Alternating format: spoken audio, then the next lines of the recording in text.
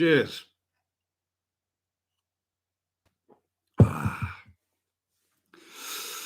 Yeah, tell me who's here and where you are in the comments.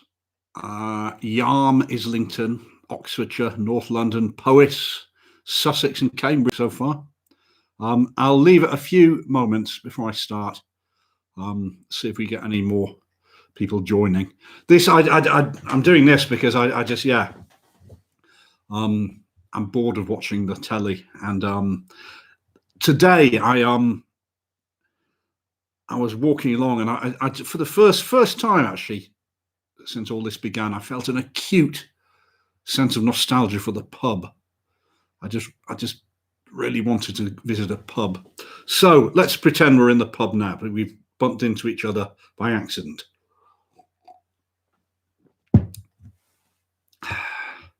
I'm drinking. I've got this one is it's a Adnams Broadside. It's a dark, quite strong beer. I prefer the less strong one, the what's it called? Southwold, but this is all right. Okay, so I say this is randomly chosen beer fueled. It certainly is beer fueled. I hope you've all got beers as well. I kind of went through the scripts that I've got of the stories that I kind of did starting this time last year, and I chose one at random. And because it was quite a short one, I also chose another one more deliberately because it goes with it very well. And these are two stories that I've always wanted to do as a kind of double bill. So they're both quite short. We'll have a little interval between the two of them, so you can top up and go to the loo and so on. And they're both by writers who they have a loyal following. Their writers are greatly admired, but are kind of perhaps not very well known or appreciated by the world at large. And the first one is by Arthur Machen. Now, when I've done Arthur Machen in the past as these, he's one of the writers who gets smaller audiences. He's kind of, he's not underrated by those who know his work. He's highly revered, but he deserves kind of a wider recognition, I think. And this one is called The Happy Children.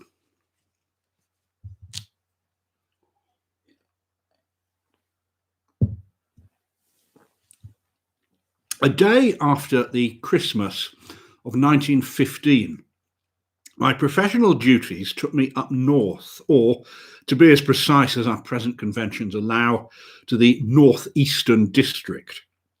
There was some singular talk, mad gossip about Germans having a dugout somewhere by Malton Head.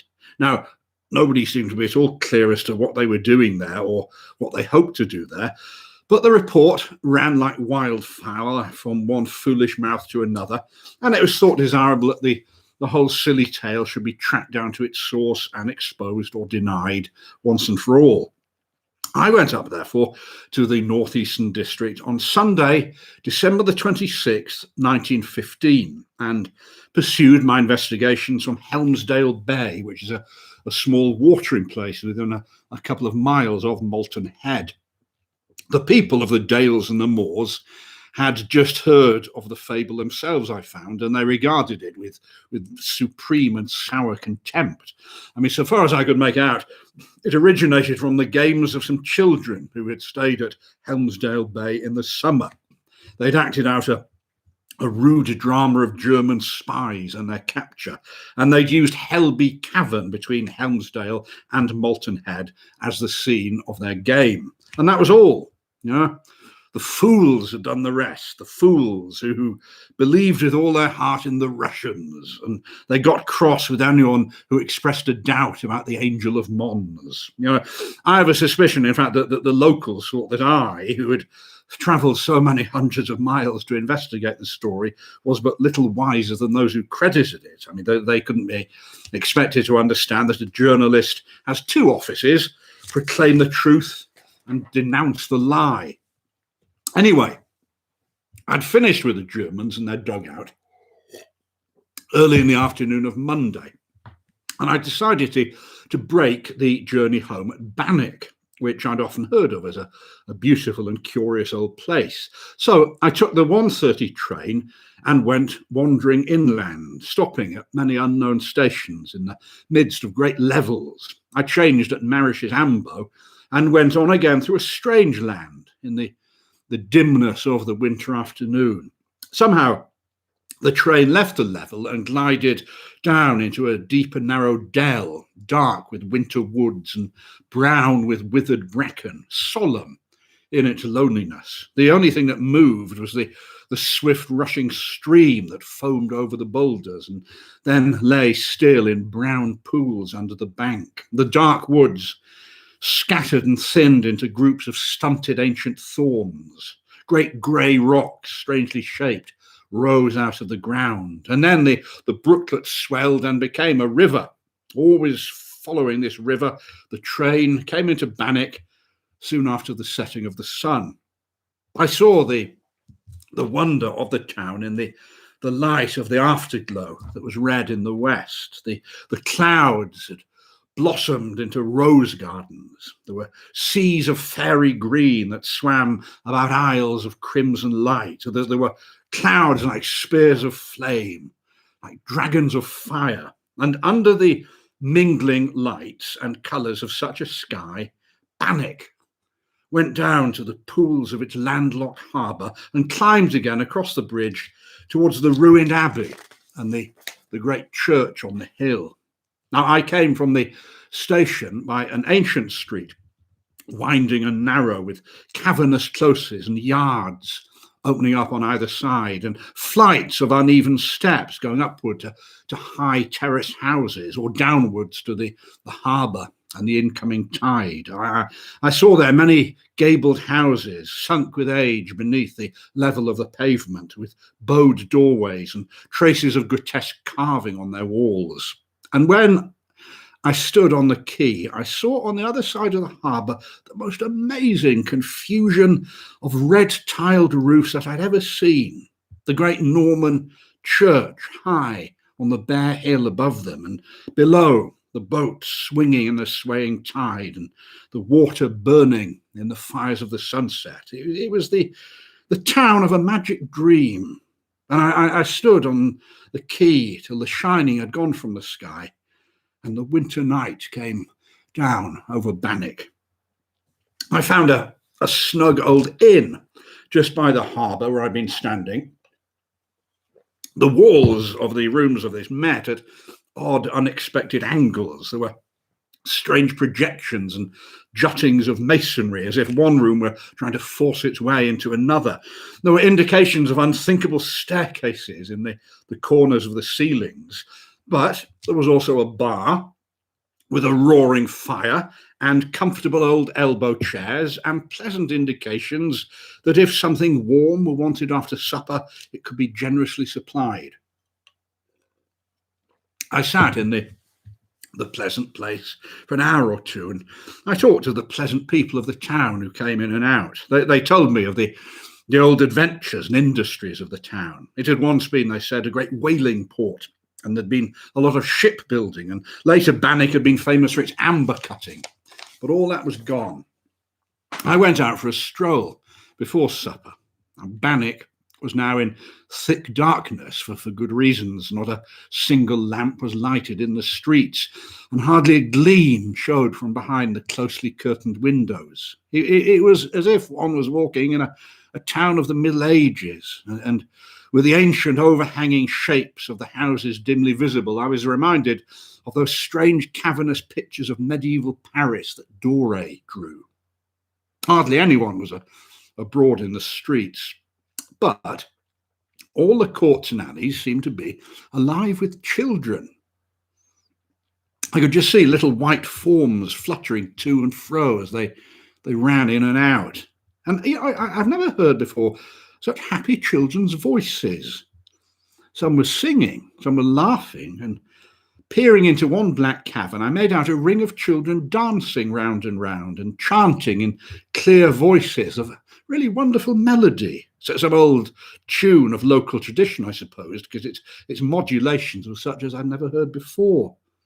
I went back to my tavern and I spoke to the landlord about the number of children who were playing about the dark streets and courts and how delightfully happy they all seemed.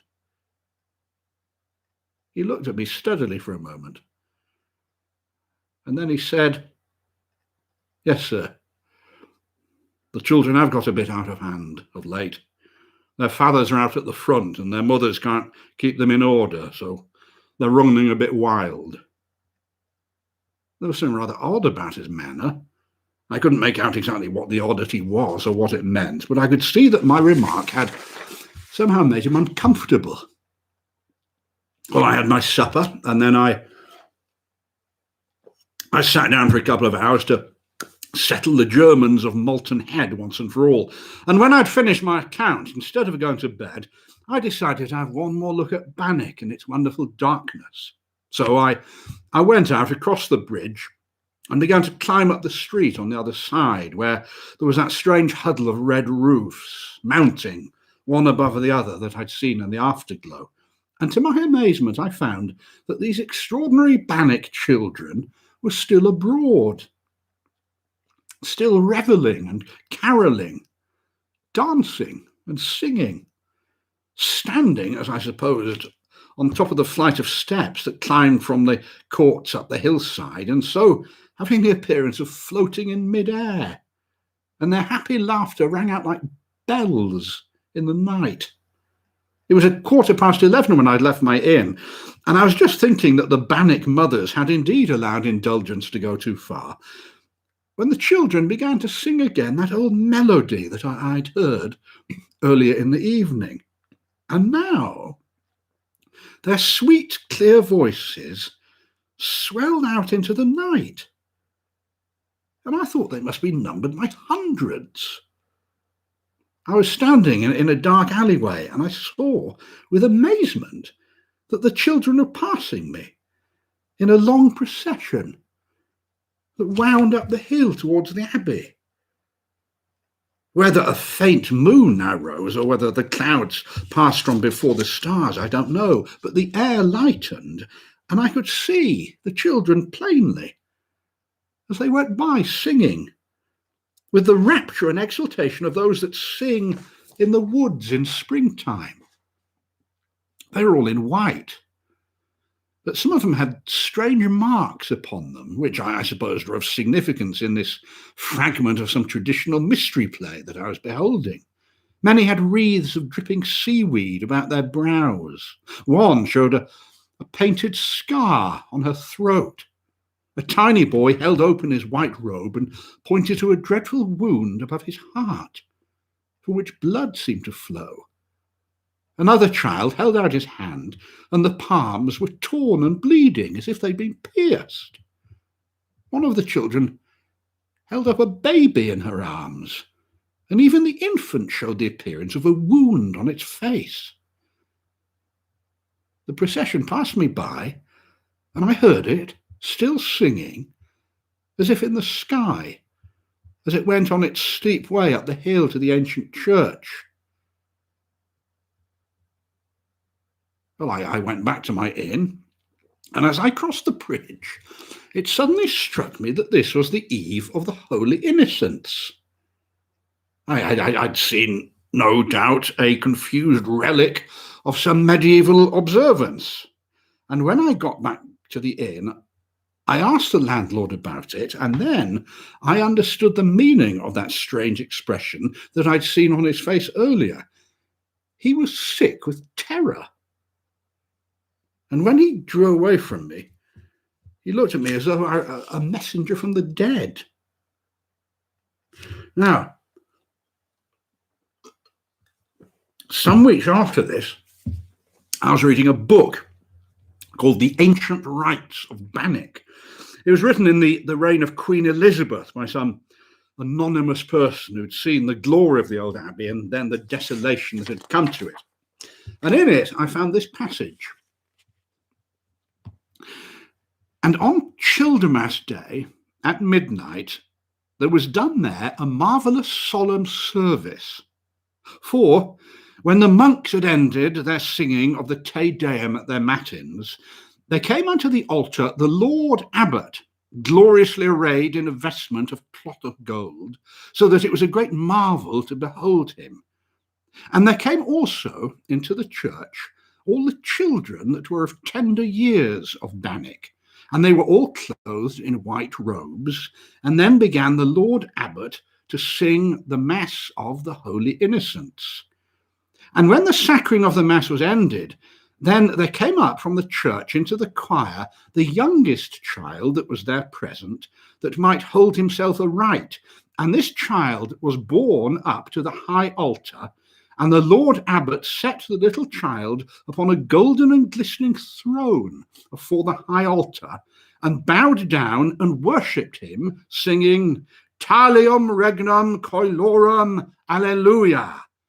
Of such is the kingdom of heaven, Alleluia.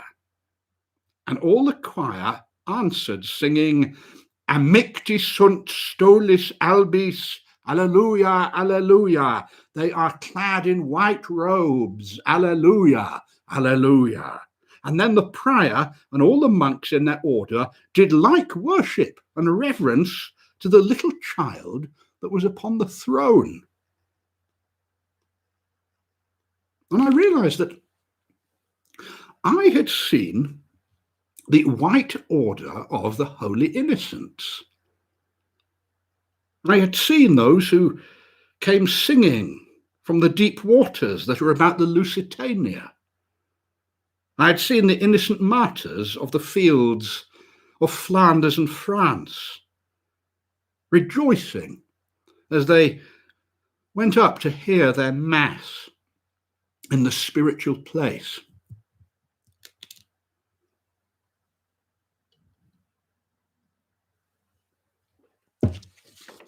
The happy children. Now, the first person in the comments who says what town that is based on gets a round of applause.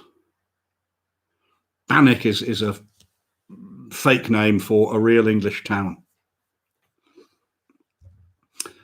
Macken's description is unmistakable if you've ever visited this town, and I'm sure some of you have visited this town.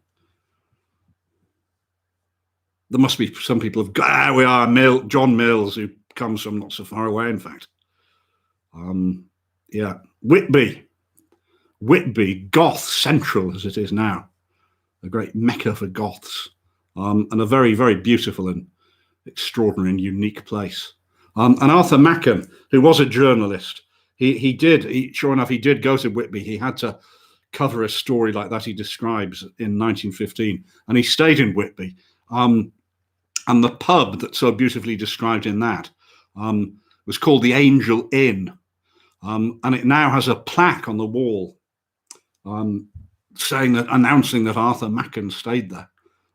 It's now the local Wetherspoons. Wetherspoons pubs have quite a lot of literary connections, some of them. Yeah, Whitby, yeah, Whitby. Beautiful. Let's all meet up in Whitby when we're allowed to go again. You see, there are some nice pubs in Whitby. Now, well, there's another one. Oh, it didn't take long, did it? It was quite short. Feel free to indulge in banter in the comments if you like. I suspect many of you know this already, or else you wouldn't have known about this event, but on Wednesday, 24th of March, is Abney Day. It's the 209th anniversary of the death of that great scholar of the classical world, Mr. Abney. And to commemorate this, I will be performing Lost Hearts. And it'll be a little more formal than this. You need to register and give a donation of your own choice. But you'll on the Facebook page, you'll find all the details, or on the Nunkie website about how to do that.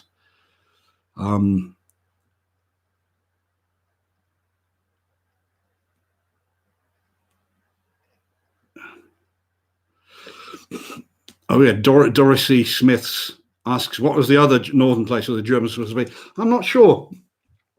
I mean, Malton isn't far away, but Malton isn't on the coast, is it? So I don't know. I'm not sure. I kind of, maybe it's Scarborough or something like that. I'm not sure.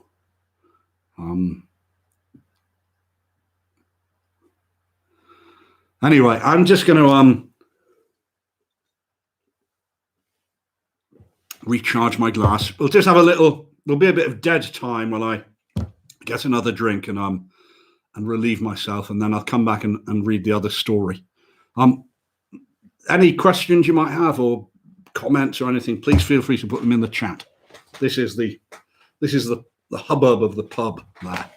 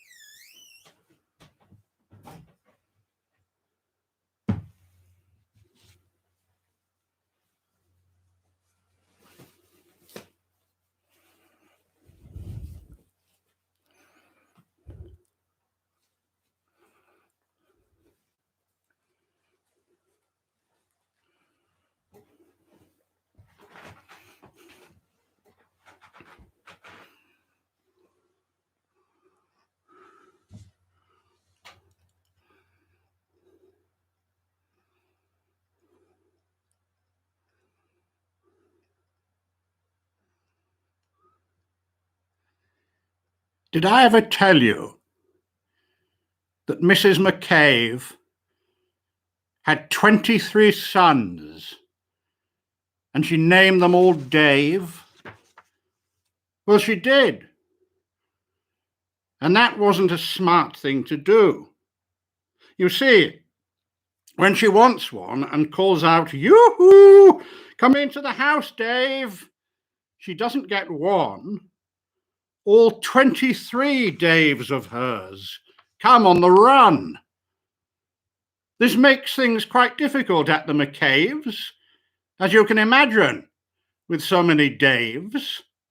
And often she wishes that when they were born, she had named one of them Bodkin Van Horn, and one of them Husfuss, and one of them Snim, and one of them Hotshot, and one Sonny Jim, and one of them Shadrach, and one of them Blinky, and one of them Stuffy, and one of them Stinky, another one Put-Put, another one Moonface, another one Marvin O'Gravel Balloonface, and one of them Ziggy, and one Soggy Muff, one Buffalo Bill, and one Biffalo Buff, and one of them Sneepy, and one Weepy Weed, and one Paris Garters, and one Harris Tweed, and one of them Sir Michael Carmichael Zoot, and one of them Oliver Bolivar Butt, and one of them Zanzibar Buck McFate. But she didn't do it, and now it's too late.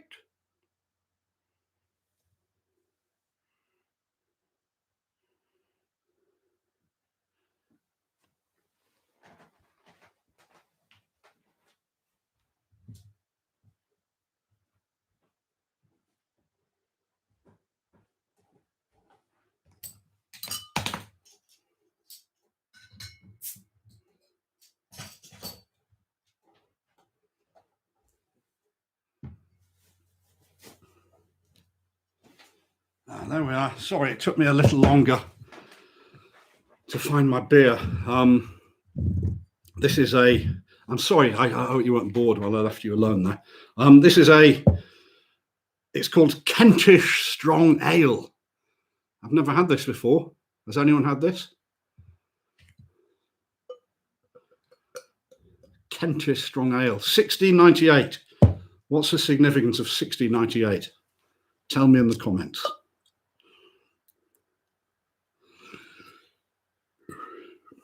How strong? Yeah. 6.5.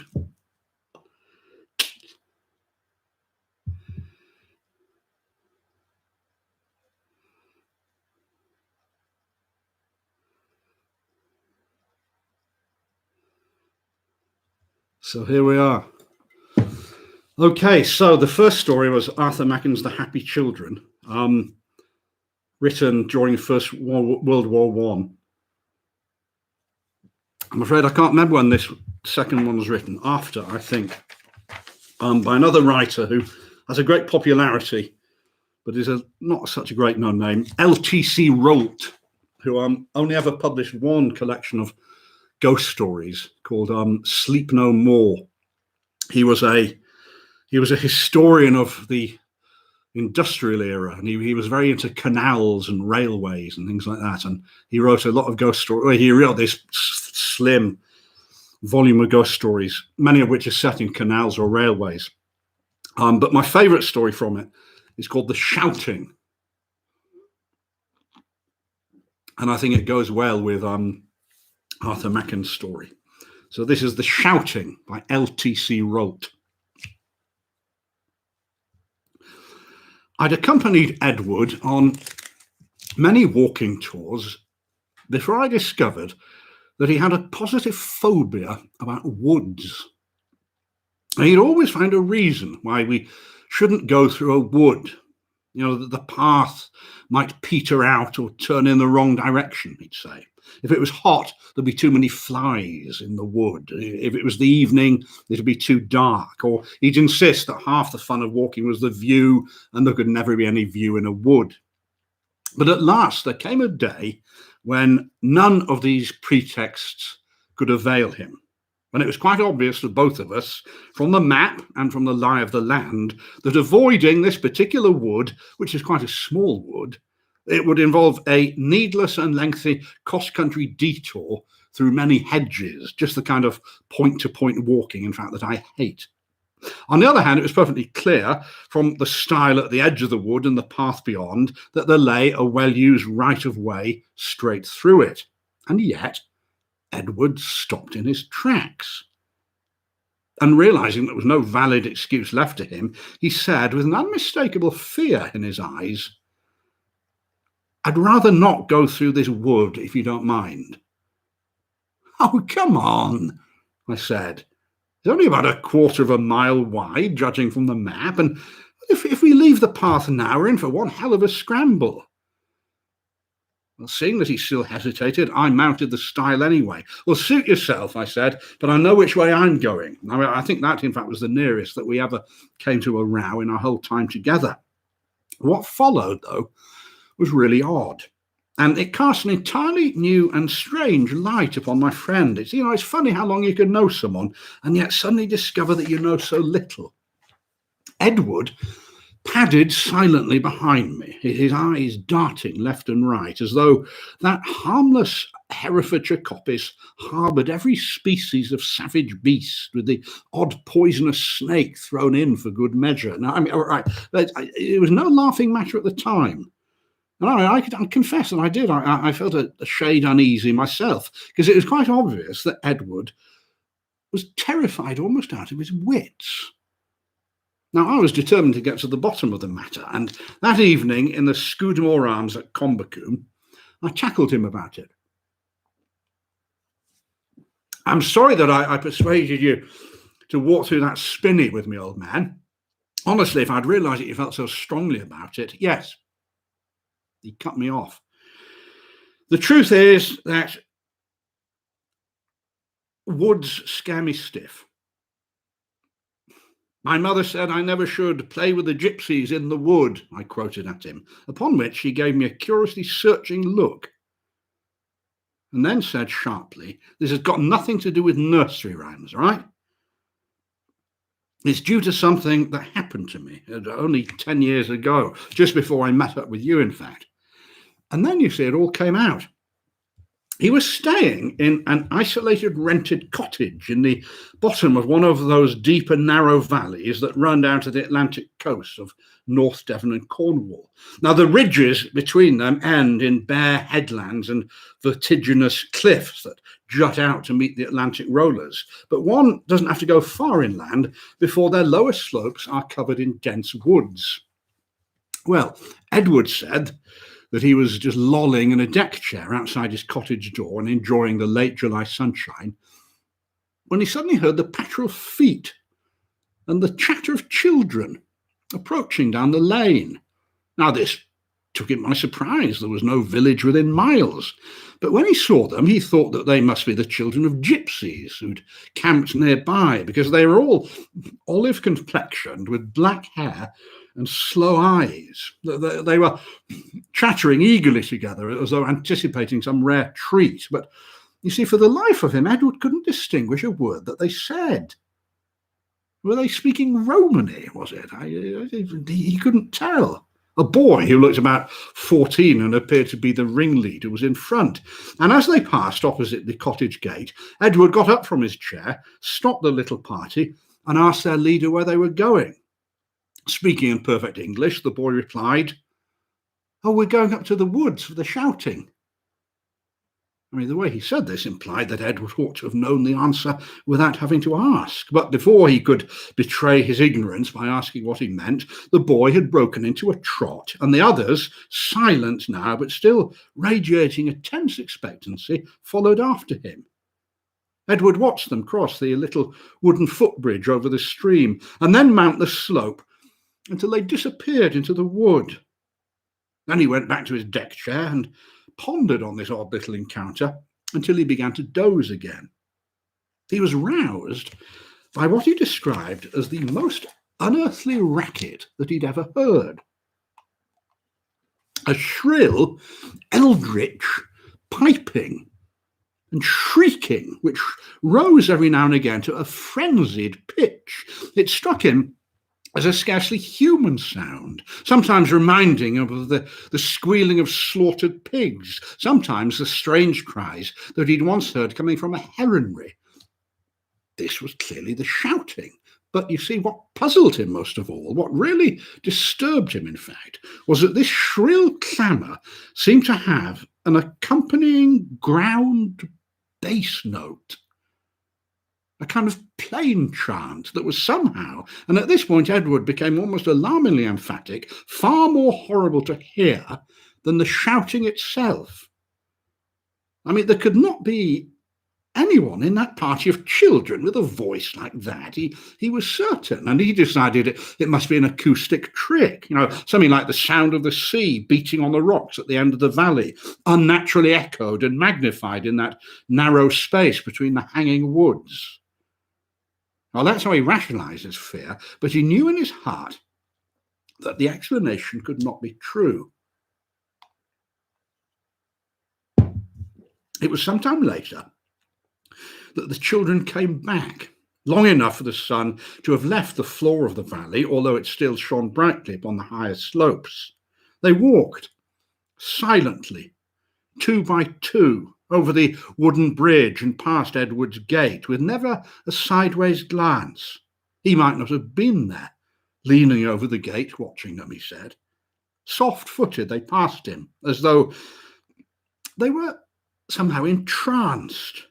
Their lips were slightly parted, their slow eyes fixed, staring ahead, as though focused on some remote distance. Young children they were. And yet, Edward admitted that he found this strange procession very awe-inspiring. Well, he had sat up for a while in the deepening shadow before at length curiosity got the better of him, and he set off towards the wood in the direction that the children had taken. He'd noticed the spot where they'd entered the wood because it was marked by a single ancient and stunted yew tree, which contrasted darkly against the green foliage of the oaks. Once he climbed the fence and was in among the trees, there was no path that he could find, but the way was clear because the children had beaten down briars, nettles, and bracken in their passing. Taller than they, he had to bend double to avoid the dense interlacement of branches above. I mean, it was like walking through a low green tunnel. Suddenly, however, he found himself in a small round clearing in the midst of the wood. And he thought it strange that this had not been visible from below, considering the steepness of the slope that he just climbed. In the centre of the clearing was a low mound of short green turf, and it was obvious that this was where the shouting had taken place. But I mean, children are great traditionalists, Edward reflected. It was doubtless some old country game or ritual handed on from one generation to another. My mother said I never should play with the gypsies in the wood. The silly jingle came into his head just as it had mine, and it refused to be banished. Well, evidently they do not forbid such play in these parts, he said, and he laughed aloud to himself. And then he started at the most remarkable echo. I mean, of course, woods are famous for their echo, he thought, but then something much more remarkable and alarming happened. The laugh was repeated from a different part of the clearing. And this time it was clearly no echo. It was a sound such as he had never, could never have made in his life. It was a deep, short sound, half bark, half bray, human, and yet inhuman. It came again, menacing this time, from the opposite side of the clearing, although he'd heard no sound of movement in the wood, and he was very, very frightened now. He stood rooted to the spot, peering this side and that into the darkening wood to locate the source of the sound. And when the laughter came a fourth time, it was from the precise direction in which he was then looking. Now, it may have been some trick of the failing light, he said, but an inchoate mass of twigs and oak leaves seemed suddenly to form itself into a gigantic head.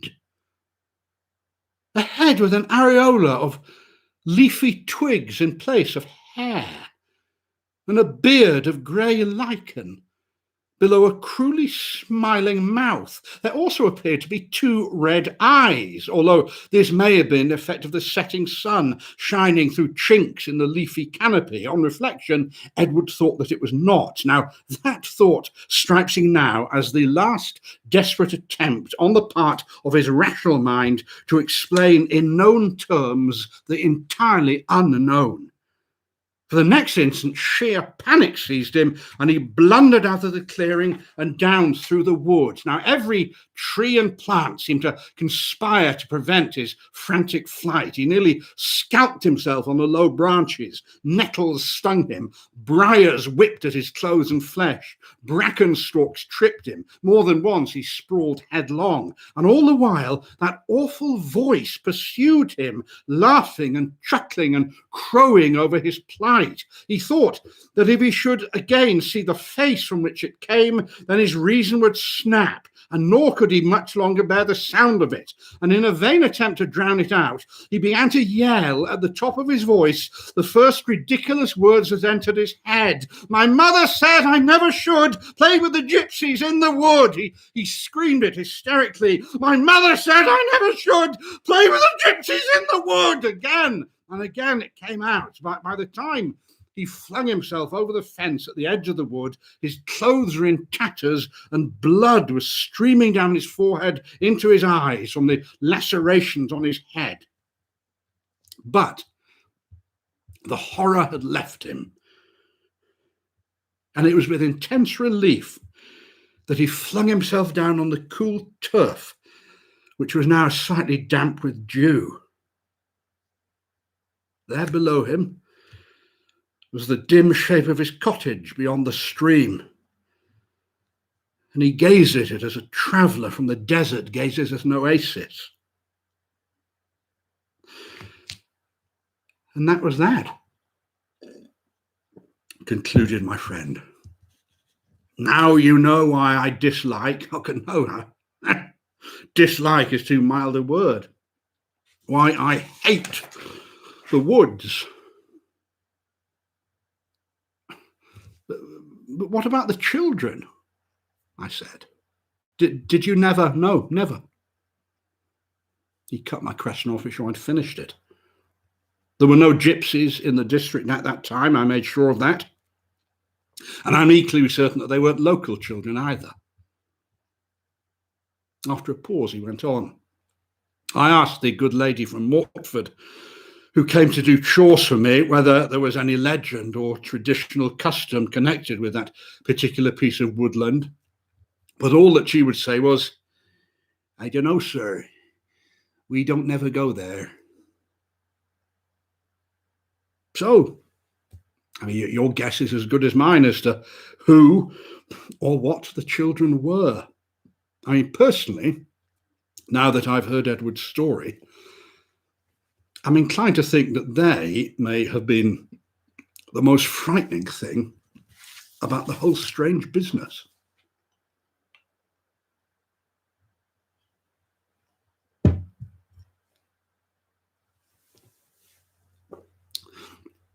That's the end. I'm now looking through the chat.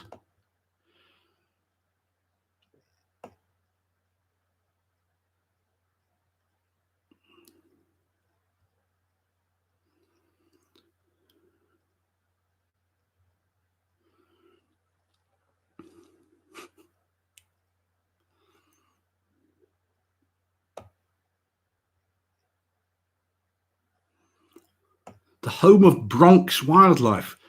Does this mean you're in the Bronx?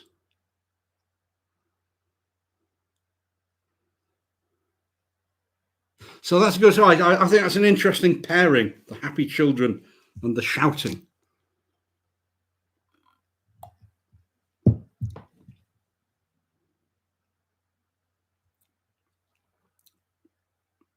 In the Bronx. Oh, well, this is great. We've got someone in the Bronx listening.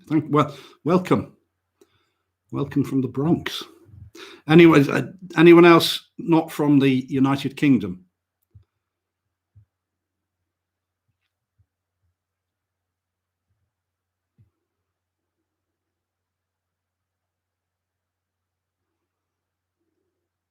Yeah, this it's strong, this 1698. Ah, Oregon, of course, yes. Welcome.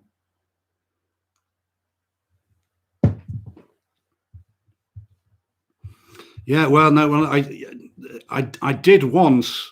It was quite a long time ago. I did attempt an off Broadway run, and I'm afraid it was not a box office success. But I would love to try it again. Taiwan.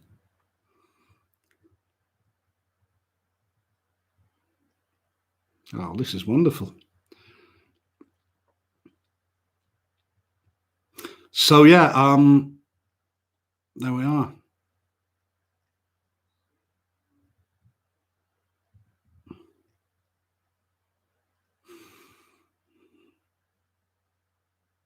I think I'm just going to sit here and have a bit of beer.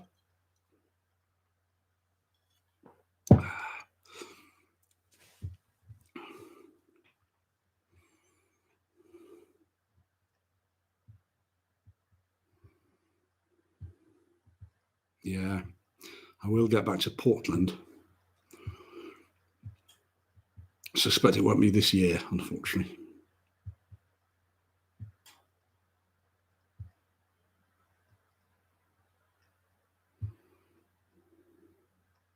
Yeah, I mean, you know, this was a response to a sudden, well, two pangs, the pang of boredom and the pang of missing the pub which undoubtedly will strike again before things are back to normal. So keep an eye out for pop-up events like this.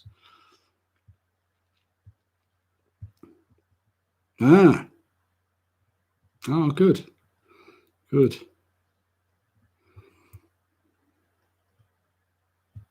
Yeah. Yeah.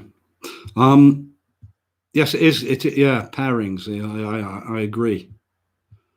Yeah. Oh well, no. Abbott Thomas will be. I did do it last year, but I'll be doing it again later this year at some point before the lockdown ends, probably.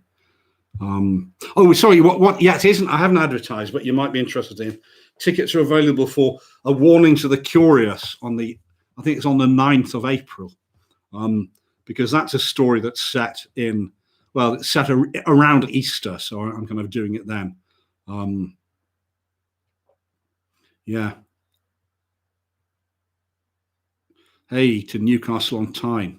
I've recently, I'm setting up some live gigs for the autumn, and I'll be coming to the Lit and Fill in Newcastle on Tyne if there isn't another spike. Yeah, exactly. It's a more informal session. Be nice to do it, kind of actually talk. Yeah, that's right. Do stories with particular drinks recommended. That's a great idea.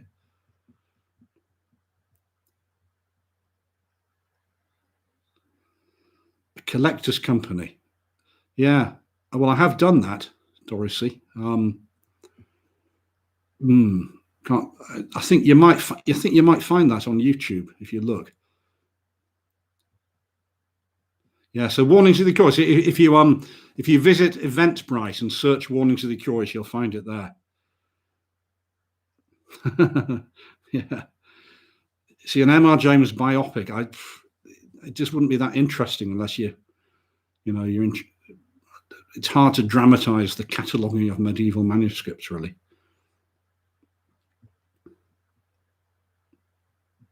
Yeah, that's right. So I pair the Treasure Abbott Thomas with A View from a Hill, and I will be recycling them again online before things all start again. But yeah, hopefully in the autumn, from end of October onwards, I'll be back on the road in various places.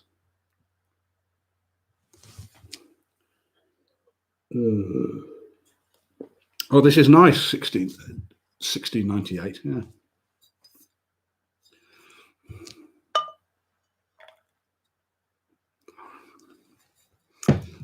Yes, well, I wrote an Eichmann combo on the canal, so that'd be quite a good one. But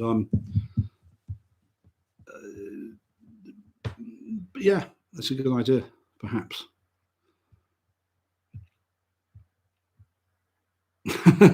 Yeah, it would cost $35 in New York City. Yeah, Heinz beans cost about $30 in New York City. What's that cute TS elephant bomb? I don't understand.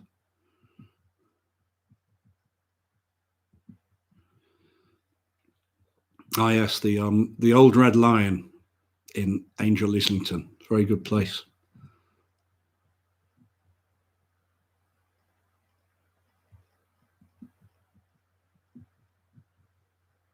Well, yeah, I've done most of the stories there. I suspect I won't be going back because I had a very good relationship with the person who did run it, but then it's changed hands, I think. So, but so it's always hard finding a place in London. Yeah, so I'm going to be doing an E.F. Benson story soon.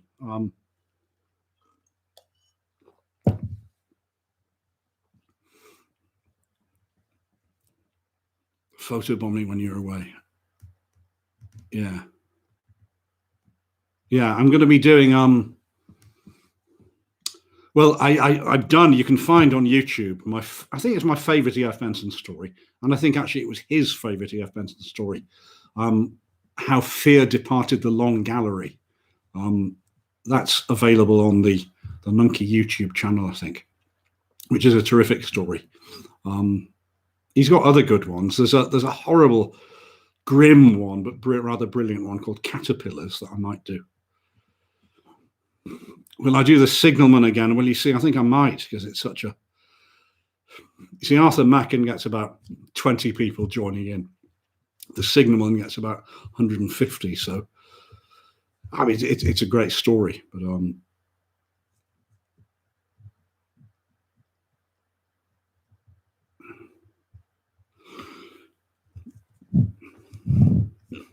another one I'd put off doing, but then worked out quite well, and I'll probably do again. A bit like the Signalman, it's kind of everyone's favourite, is the Monkey's Paw. Yeah.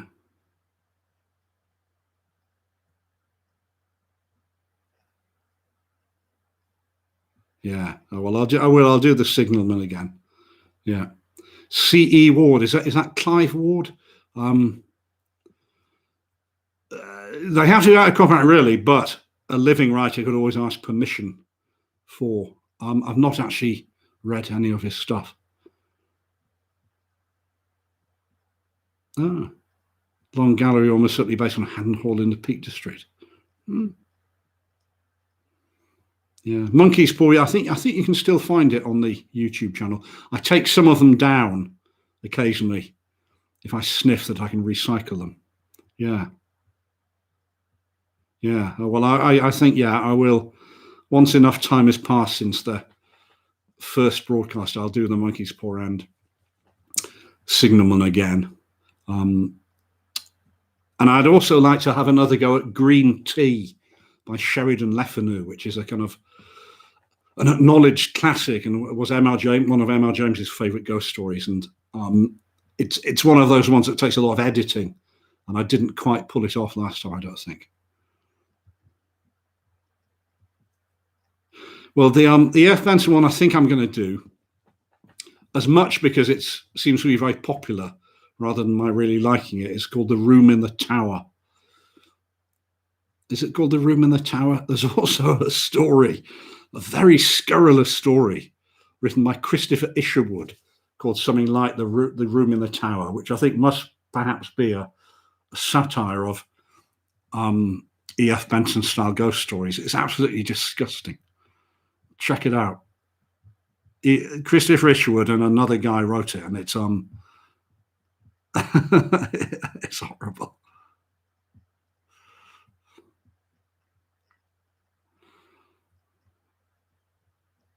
Oh yeah. So what? Yes. Well, the red curtain. What's behind the red curtain? Yeah, behind the red curtain is Stanley Avenue, Southport. I'm seated in a room in Stanley Avenue in Southport.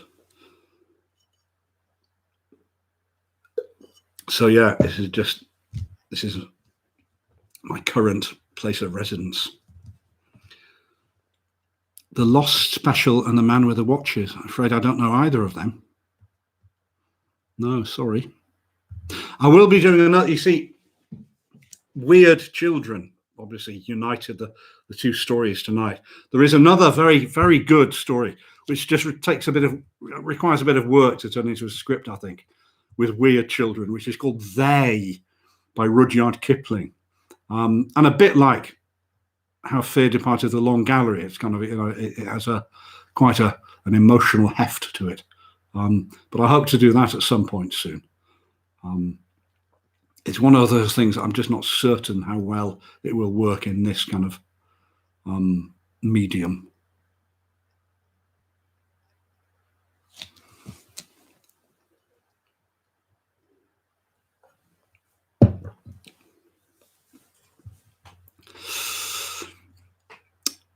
Negotium Perambulans. Yes, I read that recently. Yeah.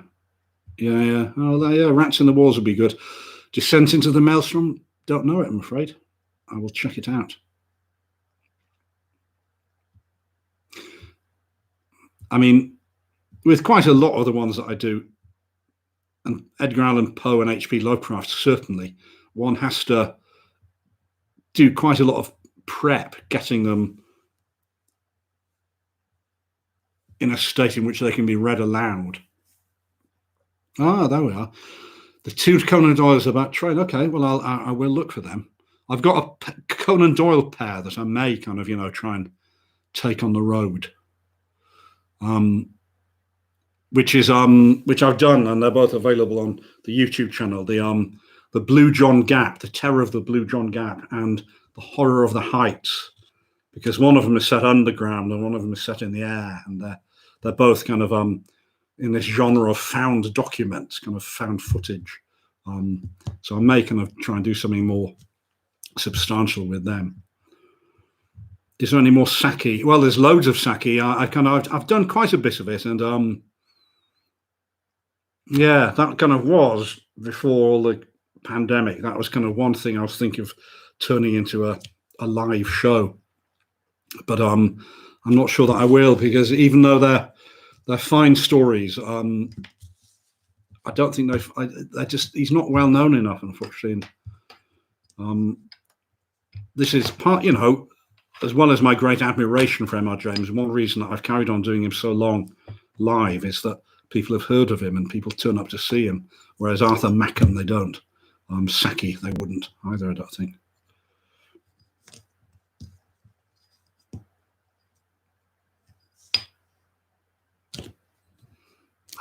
There's time for another. Is it time for another? Yeah.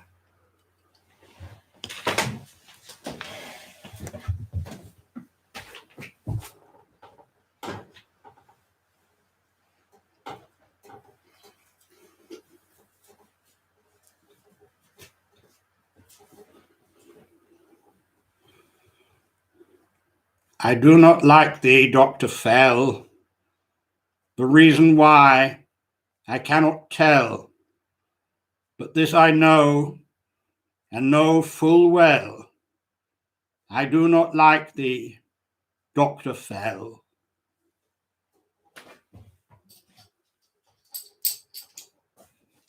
Sorry, I couldn't find the bottle opener. I'll just...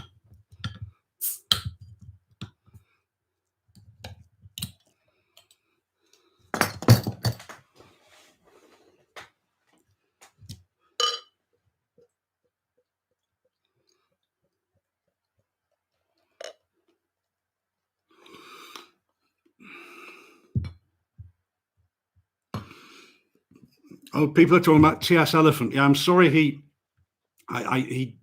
he's been reciting Dante's Inferno, and he's kind of he said he couldn't come tonight. He kind of needs to rest in between cantos, but he sends his best.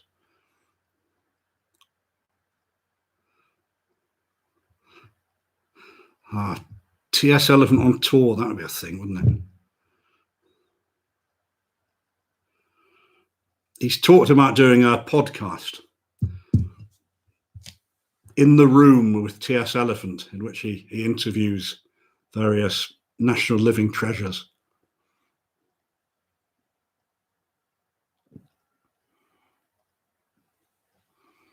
Well, I shall make a note of all these recommendations.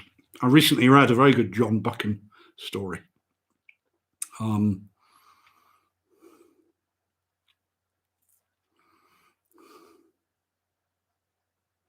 T.S. Eliphant, well, in the Bronx, you may not understand the concept of the bubble, but in England, as part of the kind of lockdown, we have bubbles who are people who don't live in your house, but you're allowed to associate with. And T.S. Eliphant is in my bubble. So.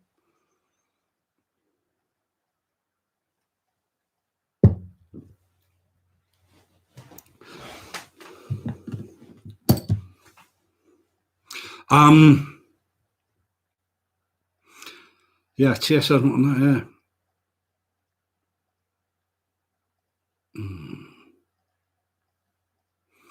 Oh, it's been good to pretend to be in the pub.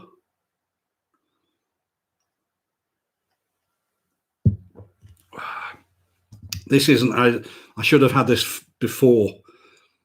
This is a rather kind of summery, flowery sort of beer. Golden Champion. After the heft of the 1698, it's a little disappointing.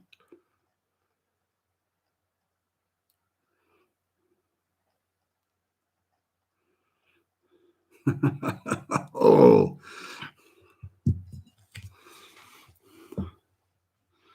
T.S. Eliot doing the Just So stories. Wow. Yeah. I'm afraid I wouldn't listen. I find them very irritating, the Just So stories.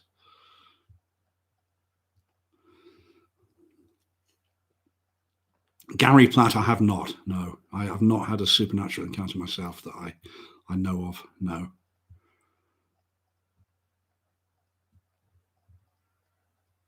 Well,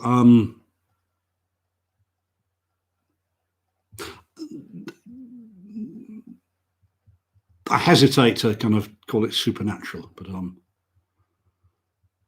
yeah. Cheerio, Don. Thank you so much. Don, who's tuned in from Oregon.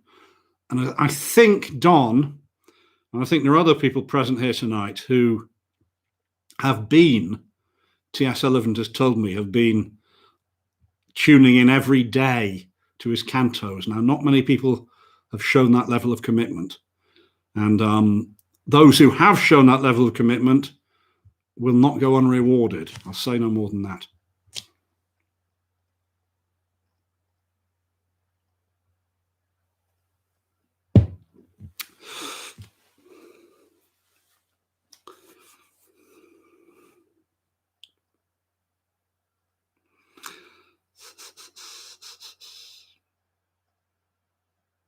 Yeah. Well, I mean, you're right.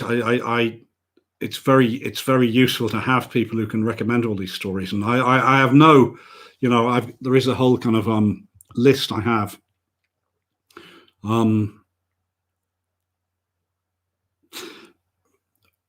What is your favorite story isn't necessarily going to be one that's going to work read out loud. That's the thing.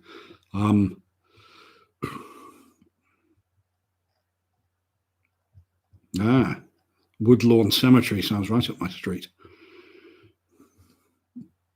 Oh yeah, okay.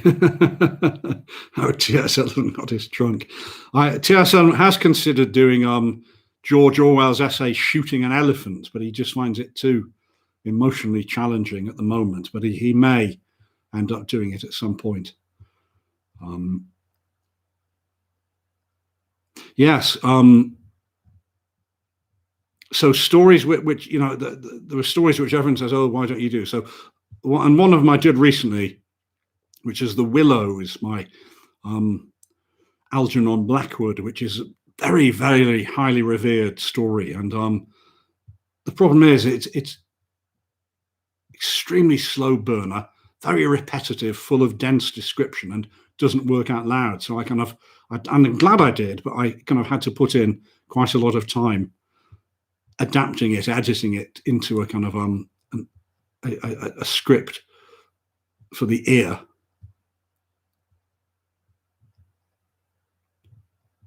Yeah.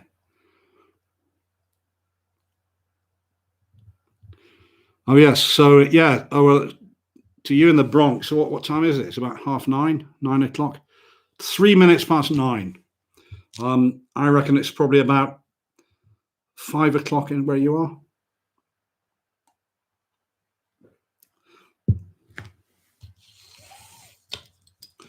Yeah, well, The Willows, it is, but you see, yeah, 5:03. That's exactly what I thought it would be in New York City. Yeah. You see, there's another story by Algernon Blackwood called The Wendigo, and this is another kind of thing that hamstrings me is I can't do accents of any kind. I can just about do a yokel, and that serves for Suffolk and Cornwall and everything. 5 a.m. in Taiwan. Oh, crikey.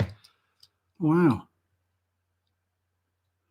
Well, Gung Shi, thank you for, I don't know whether you set your alarm specially or. You see, The Willows is something I may now, because I'm aware it is such a popular story and I've done a bit of work on it. I may turn that into a live show, or at least maybe a kind of live reading show, and pair it with The Piper at the Gates of Dawn, which is a chapter from Wind in the Willows, which has some strange affinities to The Willows.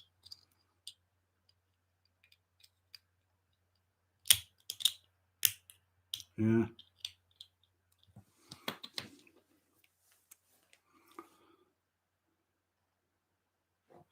I have read, Eric, thank you for these mentions of Rolt. I have read his book. I'm afraid they don't all stick in my mind.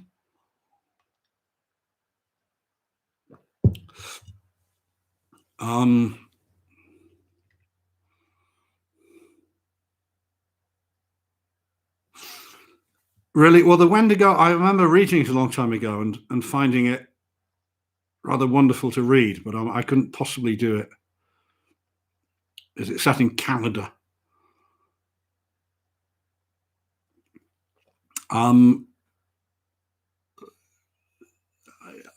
Well, to the Bronx, acting, this kind of thing is my main income. I mean, in normal times when theatres are open, I don't know whether it's the case in America that all theatres are shut, but in England, theatres haven't been open for exactly a year. Normally, I spend enough of the year touring around theatres to kind of scratch a living. This year's changed it all, but the shouting was with my LTC Rolt.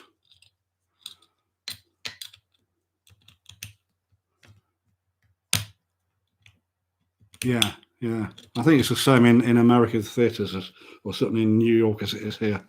But yes. So I've I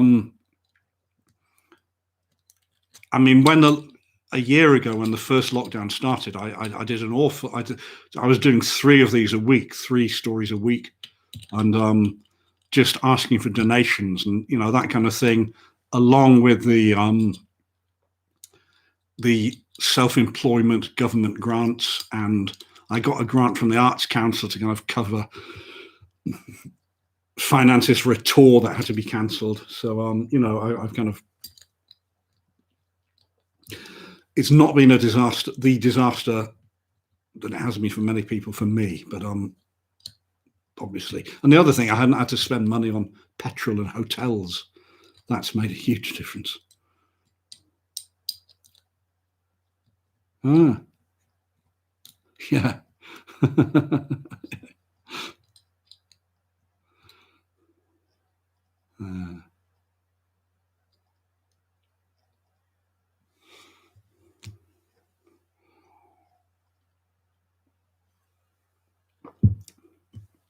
Gary, will I continue with? Yes. Oh, yes, I will in some degree. Okay, I'm clearly showing the effects of it's the 6098 that's done it.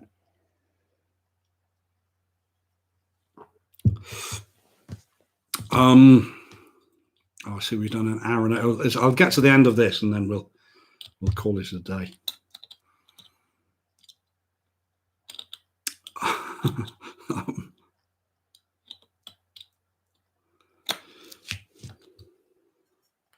This is not going to be available later. This is going to be put into an archive under concrete on YouTube. Not right. Yeah. Yeah. So one thing I'm, if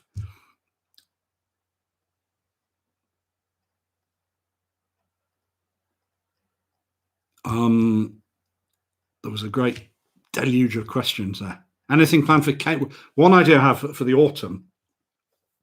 I now I realise I have committed to memory every story in M.R. James's first collection, The Ghost Stories of Antiquary.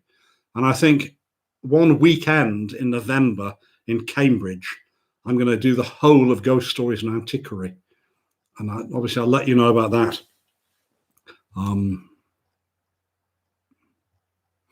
No, I don't think they tell stories at Speaker's Corner. I think, they just talk crap.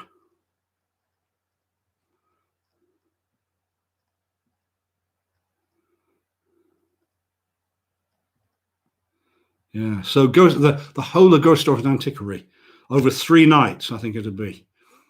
There are 8 stories in all, so it'd be, over 2 nights, so 4 stories each night. And yeah. What would you pay for that, for 8 stories over 2 nights?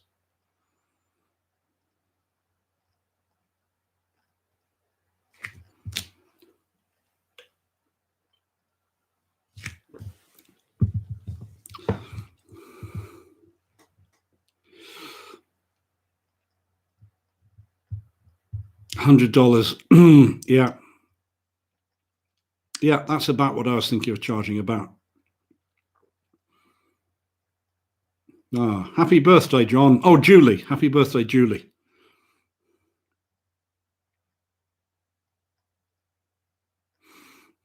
Well, you see, the quite interesting thing is that with the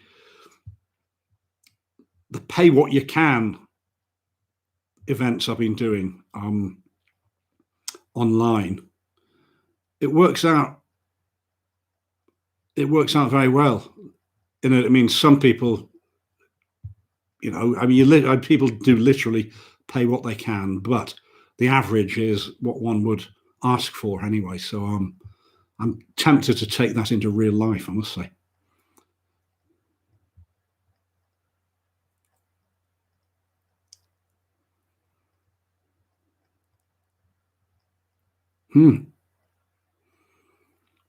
The Cabinet of Dr. Caligari. I've never seen it, but I do see that it gets shown in places occasionally with a guy playing the organ live, doesn't it?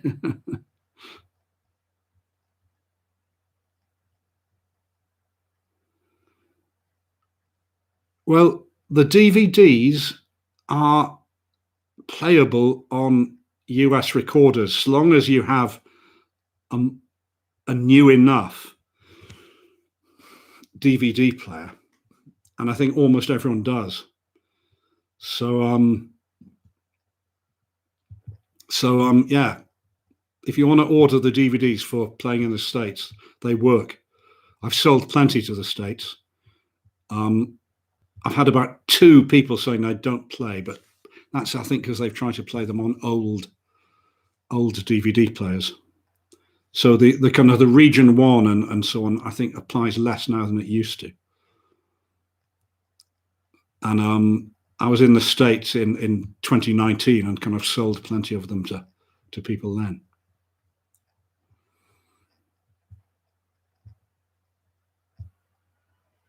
There'll be a whole new range of DVDs coming out as soon as my cameraman can travel up here, which hopefully will be in July. There'll be some.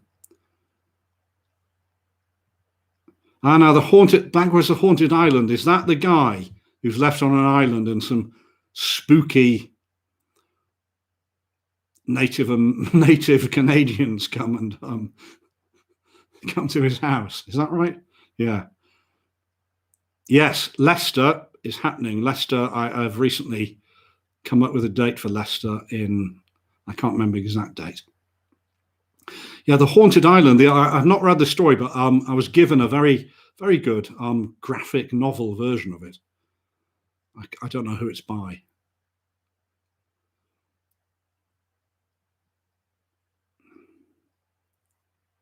Yeah, Leicester. I'll be in Leicester twice, in November and December, I think.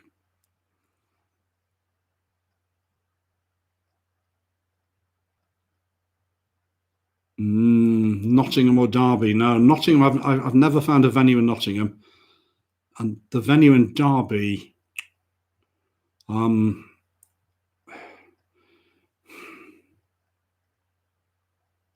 It never. I did the Time Machine in Derby, but I didn't. Yes, Bath definitely in early December. The Rondo, Harrogate. Dates yet to be decided, but almost certainly. The Lowry, I think on the 30th of October is the plan. I might also, over the summer in Manchester, I've got credit with the King's Head pub theatre there, and I may use that up if they're open in the summer as well. Sheffield, yes, Frank. I get it. Kind of depends. There's a festival there called Enable Us, which usually books me, and if that goes ahead, yeah, I hope Sheffield. It usually happens in early November, but it's up in the air at the moment whether that festival will go ahead. But it's usually at the University Drama Studio, which is a pretty good venue. It's an old church. Yes, Suffolk. I will be coming. I'll at least to the Great War Huts near Bury St Edmunds, and possibly to Otley Hall as well. But again, this kind of all this is dependent on things getting back to normal. Ah, Great Livermere Church. Yeah, well, that was a long time ago. Yeah.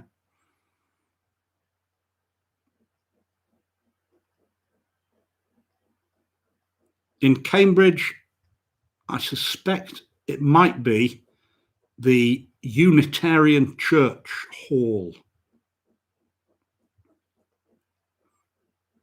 Yeah.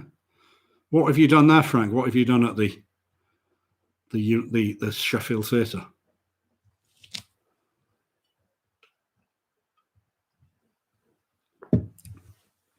The Unitarian Church Hall, which is just on near the bus station, near the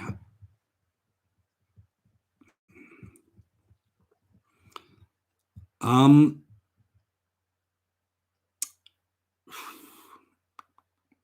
favourite place to perform.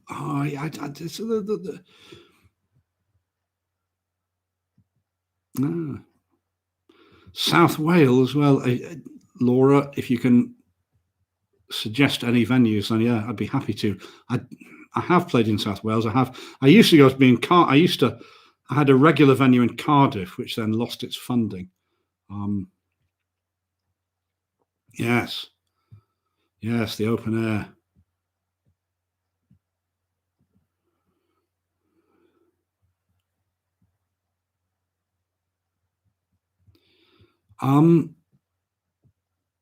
Do I have a favourite old building, ruined churchyard? Well, I mean, yeah, because of the restrictions of the last 12 months, I have been walking the same beat in Southport, which is a kind of past its best Victorian seaside resort in the northwest of England, and I kind of live in a Victorian suburb of that, in which there is a pretty impressive cemetery that I walk through quite a lot. I don't know, it's creepy. I guess it's creepy at night, and there was a horrible crime committed there, I remember, when I was growing up. But yeah, I miss the kind of the countryside of Cambridgeshire where I used to live. Yeah, an open air show. Yeah, Southport. It's not that wonderful. It's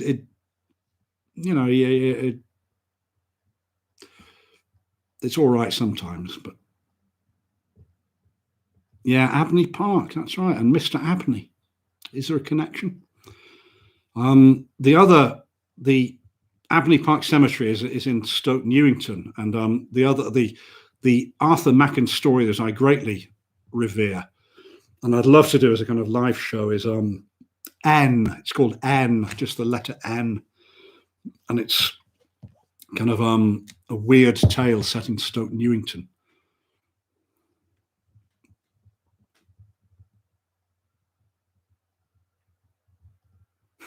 Yeah. Okay, C'est Louis La by Eleanor Scott. Eleanor Scott wrote Randall's Round, which is a story that I did a while ago. C'est Louis La, which is the one that everyone says is amazing. Quite often it takes me, I need to reread things several times to appreciate them. But I thought that was just a cheap mashup of various things from M.R. James stories. Hey, Ben, hello. Benjamin Mawson, I don't know how long he's been tuning in, my old school friend there. Hello.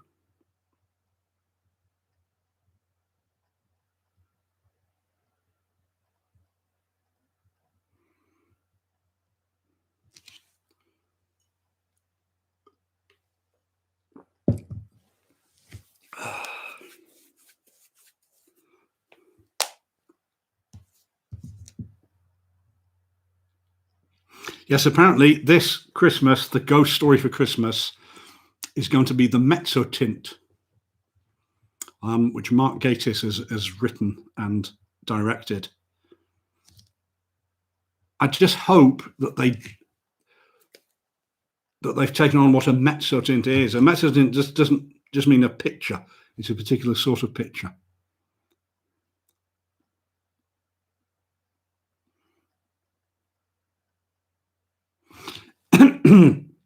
Well, I have done this Haunted Doll's House. You can find it on this YouTube channel.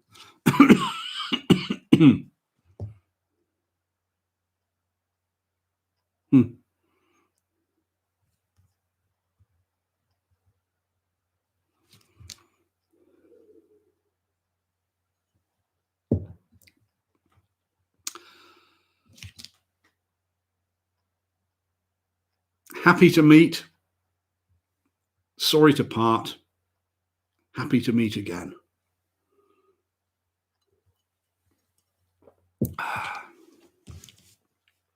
See you soon.